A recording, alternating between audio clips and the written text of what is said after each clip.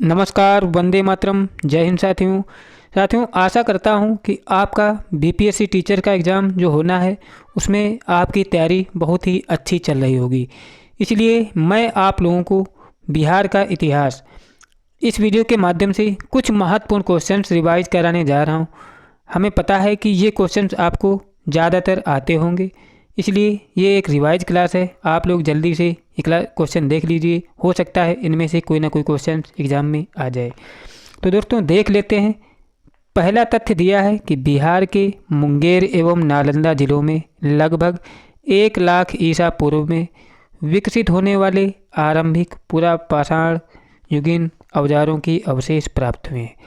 अगर पूछा जाए कि पुरापाषाण युगीन औजारों के अवशेष कहाँ से मिले दोस्तों, वो मिले हैं मुंगेर एवं नालंदा जिलों से।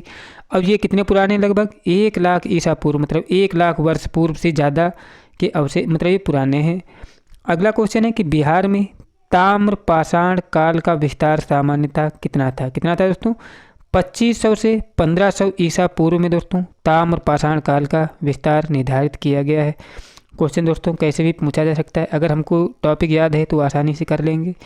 अगला क्वेश्चन है कि बिहार के संदर्भ में साहित्यिक स्रोतों में प्रथम जानकारी शतपथ ब्राह्मण से मिलती है। बिहार के बारे में अगर जानकारी मिलती है साहित्यिक स्रोतों से तो पहला स्रोत क्या है दोस्तों, वो है शतपथ ब्राह्मण। इसी से दोस्तों बिहार की जानकारी मिलती है। अगला क्वेश्चन है कि मगध का सर्वप्रथम उल्लेख अगर कहता है तो दोस्तों किसमें है? अथर्ववेद में मिलता है मगध का उल्लेख। इस पर दोस्तों क्या है, सर्वप्रथम आर्यक वंश ने शासन किया था। मगध पर शासन करने वाला पहला वंश कौन था? आर्यक वंश। और दोस्तों इसकी राजधानी क्या थी? इसकी राजधानी गृहभ्रज थी। और इसके बाद है अगला तथ्य कि बिहार में प्लीस्टोनसीन काल के पत्थर के बने हुए औजार मिले हैं। अगर पूछा जाए कि प्लास्टोसीन काल के पत्थर के औजार कहाँ मिले हैं दोस्तों, वो बिहार में मिले हैं। और इसके बाद है दोस्तों अगला कि बिहार में विश्व की सबसे प्राचीन माने जाने वाली वेद संहिता है। तो बिहार विश्व में क्या दोस्तों, बिहार में विश्व की सबसे प्राचीन माने जाने वाली क्या दोस्तों, वेद संहिता कहाँ है? बिहार में ही है। और इसके बाद है दोस्तों अगला तथ्य कि बिहार का प्राचीन इतिहास कई धर्मों से जुड़ा है। बिहार का सीतामढ़ी जिला अर्धांगिनी माता सीता रानी का जन्म रहा है। अगर पूछा जाए सीतामढ़ी दोस्तों किस लिए प्रसिद्ध है, क्योंकि दोस्तों यहाँ पर दोस्तों माता सीता का जन्म हुआ था। और भी दोस्तों बहुत से महापुरुष हैं जो बिहार से ही संबंधित हैं। जैसे बौद्ध धर्म बिहार के गया जिले से जुड़ा हुआ है। अगर पूछा जाए कि बौद्ध धर्म बिहार के किस जिले से जुड़ा है तो दोस्तों वो गया जिले से जुड़ा है। और दोस्तों जैन धर्म के संस्थापक भगवान महावीर का जन्म बिहार का मौजूदा राजधानी पटना यानी पाटलिपुत्र के ही मतलब डिस्ट्रिक्ट में हुआ था। और सिख धर्म के आखिरी गुरु गोविंद सिंह का जन्म भी बिहार के पटना साहिब में हुआ था। अब दोस्तों कुछ और देख लेते हैं। अगर बात करें तो अंग, मगध और वज्र संघ का शासन प्राचीन में रहा है। किस पर? मगध पर। सम्राट अशोक का शासन करने की शैली विश्व में इतनी प्रसिद्ध हुई थी कि अलेक्जेंडर सिकंदर ने अध्ययन करने के लिए किसको? अपने दूत मेगास्थनीज को पटना भेजा था। दोस्तों सम्राट अशोक का शासन इतना प्रसिद्ध हो चुका था कि जो सिकंदर था, जो दुनिया जीतने की इच्छा रखता था, उसने अपने दूत मेगास्थनीज को मतलब अशोक के अध्ययन के लिए नालंदा मतलब पटना भेजा था। इसके बाद है अगला कि प्राचीन काल में पाटलिपुत्र पटना भारत की राजधानी थी, जबकि राजगीर क्षेत्र मौर्यकालीन राजा बिंबिसार की राजधानी हुआ करती थी। जो पाटलिपुत्र है दोस्तों ये भारत की राजधानी थी, और जो मौर्यकालीन राजा बिंबिसार थे इनकी राजधानी क्या थी दोस्तों? राजगीर थी। अब दोस्तों प्राचीन नालंदा विश्वविद्यालय से संबंधित कुछ तथ्य देख लेते हैं। दोस्तों इसमें है कि जब दुनिया के बाकी हिस्सों में लोग पढ़ना लिखना नहीं जानते थे, उस समय नालंदा बिहार में विश्वविद्यालय हुआ करता था। और इसके कुलपति कौन थे? इसके कुलपति दोस्तों आर्यभट्ट थे, जो एक महान गणितज्ञ और खगोल के बड़े वैज्ञानिक हुआ करते थे। और इसके बाद अगला तथ्य दिया है कि मध्यकालीन में बिहार विदेशी शासकों का आक्रमण केंद्र बना हुआ था, जिस कारण बिहार का उस समय काफ़ी क्षति हुआ था। मुगल काल में भारत का राजधानी दिल्ली था। उस समय के सबसे लोकप्रिय शासक का नाम क्या था दोस्तों? शेरशाह सूरी था। सासाराम जिले का नाम शेरशाह सूरी के नाम पर है, याद रखिएगा। और इसके बाद अगला तथ्य है कि मुगल के बाद ब्रिटिश का शासन शुरू हो गया। उस समय बिहार बंगाल राज्य का हिस्सा हुआ करता था, जिसका कंट्रोल कोलकाता से होता था। दोस्तों मुगल के बाद ब्रिटिश शासन शुरू हुआ था, जिसमें क्या था दोस्तों, जो वर्तमान पश्चिम बंगाल और बिहार है दोस्तों, एक ही हुआ करता था और बाद में इनका विभाजन हुआ है। अब दोस्तों देखते हैं अगला तथ्य कि 22 मार्च 1912 के बंगाल के विभाजन के बाद बिहार अलग राज्य बना था, लेकिन 1936 में बिहार से उड़ीसा को अलग राज्य बना दिया गया। पहले दोस्तों बंगाल, बिहार और उड़ीसा एक ही राज्य हुआ करते थे। पहले बंगाल से बिहार अलग हुआ और फिर 1936 में बिहार से उड़ीसा को अलग कर दिया गया। आज़ादी के बाद 1956 में पुरुलिया जिला बिहार से हटाकर पश्चिम बंगाल में जोड़ दिया गया। और दोस्तों लास्ट विभाजन 15 नवंबर 2000 को बिहार से झारखंड को अलग राज्य बनाया गया था। याद रखिएगा, बिहार का लास्ट बार विभाजन हुआ था 15 नवंबर सन 2000 को, जब बिहार से झारखंड को अलग किया गया था। और दोस्तों अगला तथ्य है कि भगवान बुद्ध को ज्ञान की प्राप्ति बोध गया में हुई थी।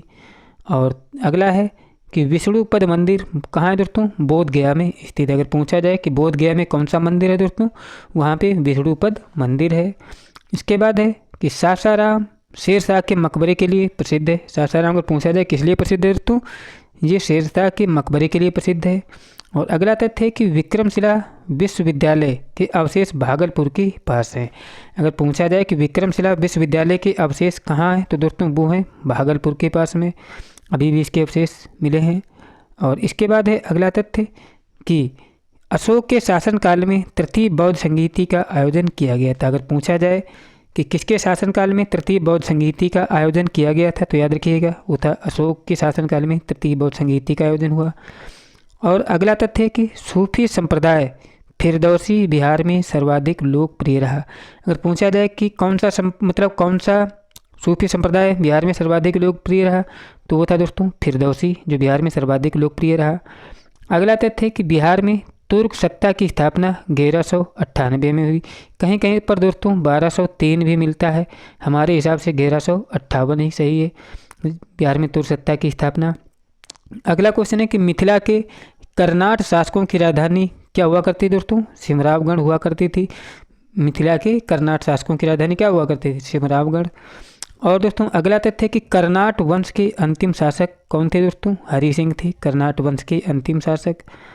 और इसके बाद अगला तथ्य है कि शेरशाह द्वारा अफगान शासन की स्थापना कन्नौज युद्ध 1540 के पश्चात हुई थी।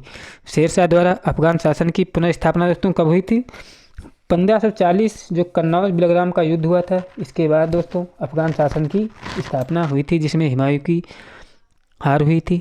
अगला तथ्य है कि गुरु गोविंद सिंह का जन्म 1666 में हुआ था पटना में। इसके बाद अगला तथ्य है कि संत सरफुद्दीन यहना मनेरी का मकबरा भी दोस्तों कहाँ है, पटना में। अगर पूछा जाए कि संत सरफुद्दीन यहना मनेरी का मकबरा कहाँ है, तो कहाँ दोस्तों, पटना ज़िले में है। और इसके बाद अगला तथ्य है कि पाटलिपुत्र की स्थापना किसने की थी, तो पाटलिपुत्र की स्थापना दोस्तों उदयन ने की थी, याद रखिएगा। इसके बाद है अगला तथ्य कि द्वितीय बौद्ध संगीति का आयोजन कालाशोक के शासनकाल में किया गया था। अगर पूछा जाए कि द्वितीय बौद्ध संगीति किसके शासनकाल में हुई, तो वो हुई थी दोस्तों कालाशोक के शासनकाल में, और तृतीय हुई थी किसके, अशोक के शासनकाल में।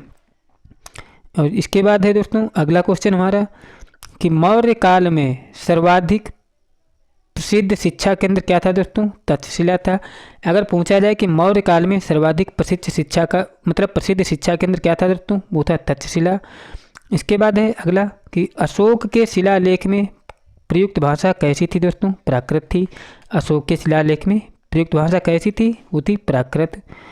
और अगला तथ्य है दोस्तों इसमें कि मेगास्थनीज की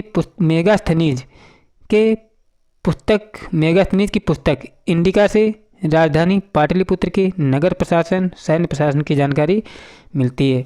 दोस्तों पाटलिपुत्र के नगर प्रशासन एवं सैन्य प्रशासन की जानकारी किससे मिलती है, मेगास्थनीज की जो पुस्तक इंडिका थी उससे दोस्तों पाटलिपुत्र के बारे में जानकारी मिलती है।